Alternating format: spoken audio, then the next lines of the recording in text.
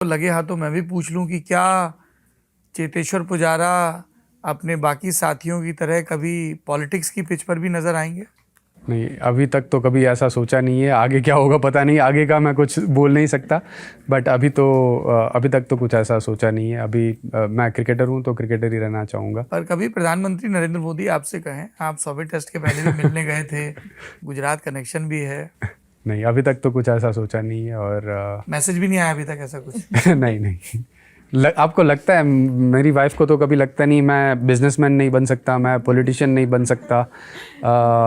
तो क्रिकेट के अलावा मैं और कुछ कर नहीं सकता। उनकी राय ये है कि मुझे क्रिकेट के अलावा रिस्पेक्ट मैं नाइतफाकी रखता हूँ। मुझे लगता है कि जिद्दी आदमी कुछ भी कर सकता है, जिद पकड़ ले, बस धुन का धुनी हो। वो बात तो है। तो मुझे लग रहा है अगर मैं पॉलिटिक्स ज्वाइन करूंगा तो पहला वोट तो आपका ही रहेगा। क्योंकि आपने ही मुझे इंस्पायर किया कि मैं बन सकता हूं। मतलब अभी तक तो ऐसा सवाल भी मुझे कभी आया नहीं कि क्या आप पॉलिटिशियन बन सकते हो।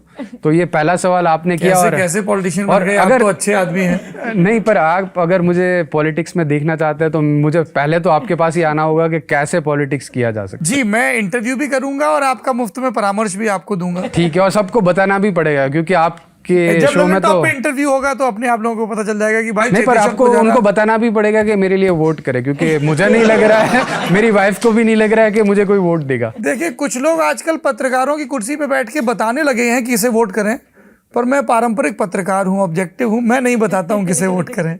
अच्छा, तो मेरे लिए भी आप नहीं बोलेंगे वोट? नहीं, मैं आपका इंटरव्यू करूंगा ताकि आपके विचार विमर्श जा सके। But I am so happy that he is so furious कि पहले ये तय हो जाए कि आप वोट। ऐसा हो सकता है कि अब भाईचारे में मैं अपना वोट ट्रांसफर करवा लूं, वहां राजकोट में एक मकान ले लूं और आपको वोट दे दूं। लेकिन पत्रकार के तौर पर तो हम लोगों को निष्पक्ष रहना होता है, सिर्फ जबान से नहीं, कर्मों से भी। कुछ भूल गए, सब नहीं भूले अभी। जी पॉलिटिक्स के करसन घावरी।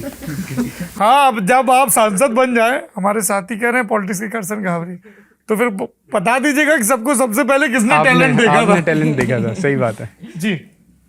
चितेश्वर, मेरा नाम रिदम है और हाल ही में 2 बड़े खिलाड़ियों ने टेस्ट से रिटायरमेंट ऐलान किया है, विराट कोहली और रोहित शर्मा।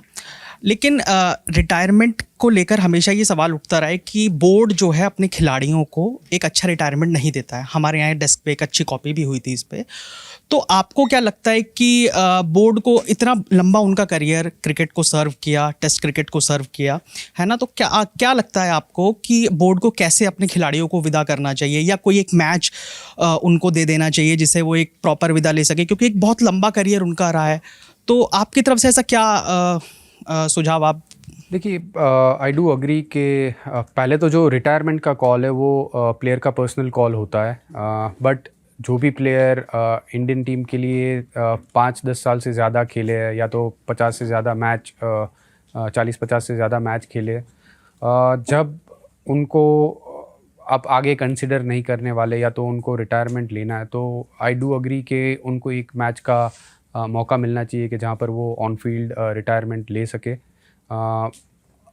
उसमें बोर्ड क्या कर सकता है वो मुझे डिटेल में, मतलब I am not the one, I am not capable enough to answer that कि BCCI इसके लिए कैसे कर सकता है। बट आई डू फील कि जो भी प्लेयर इंडियन क्रिकेट के लिए कंट्रीब्यूट किया है, कोई भी प्लेयर हो, बड़ा प्लेयर हो, छोटा प्लेयर हो, बट अगर उनको एक मौका मिलता है कि फील्ड पे अगर वो रिटायरमेंट ले सके तो वो उनके लिए काफ़ी मायने रखता है।